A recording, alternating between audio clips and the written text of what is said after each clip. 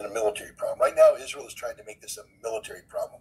It's an unsolvable military problem. They themselves admit they don't know what they're doing. But I wouldn't lose too much sleep over that. We can do all sorts of military math projections, but nothing takes place in a political vacuum, especially in the Middle East, especially in the involves Israel.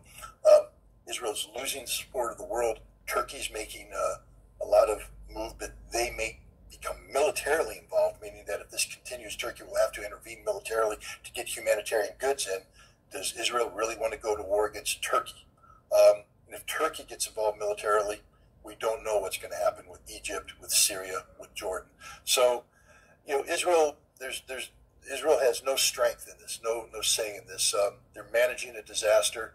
They're trying to manage the collapse of a building to prevent a total collapse, to keep it limited to the upper floors. The United States is working with them in this regard. I think the United States is trying to get into a position to where they can stabilize this and claim some sort of political victory through the stabilization process. But at the end of the day, you're going to get a prisoner exchange. You're going to get a redefinition of how Israel behaves on Al-Aqsa Mosque, and Hamas is going to continue to be in a major player in Gaza, and there will be a Palestinian state, and that's a defeat for Israel. The Palestinian problem has been used by the Arabs to benefit themselves. They use it to weaken Israel the last thing Egypt, Jordan, Saudi Arabia, the Gulf Arab states want is stability with Israel while they, I'd say pre-Abrams Accord, because they weren't having normalized relations with Israel. It empowered them to have this confrontation with Israel. They used it for domestic political purposes. Egypt, Jordan especially, with this Palestinian refugee majority, can't have any more come over.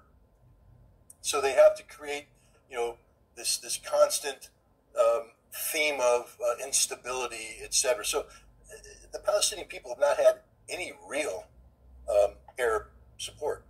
Everybody gives lip service to them. Some people provide money to them.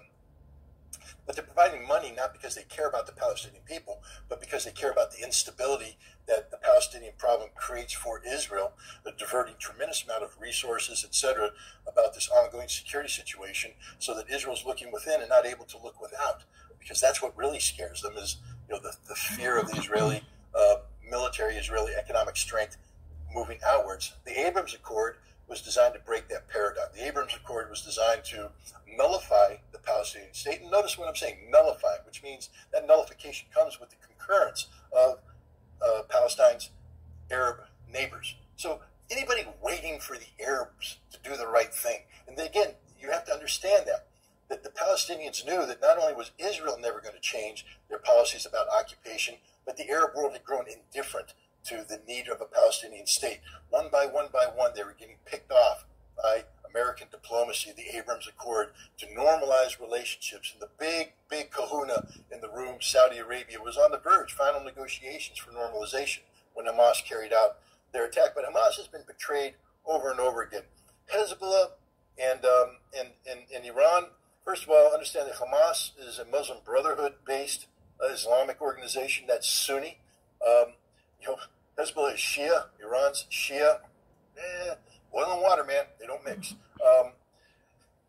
Also understand that up until 2022, Hamas was in open warfare with the Syrian government, Bashar al-Assad. There's Palestinian refugee camps outside of Damascus with a significant Hamas and Palestinian Islamic Jihad presence who fought side by side with Al-Qaeda, Sunni-based, ISIS, Sunni-based. So it became a Sunni versus Shia thing, or in this case, Alawite, sort of an offshoot of the Shia faith in Syria. But so that was happening. So there was that dynamic. They made peace.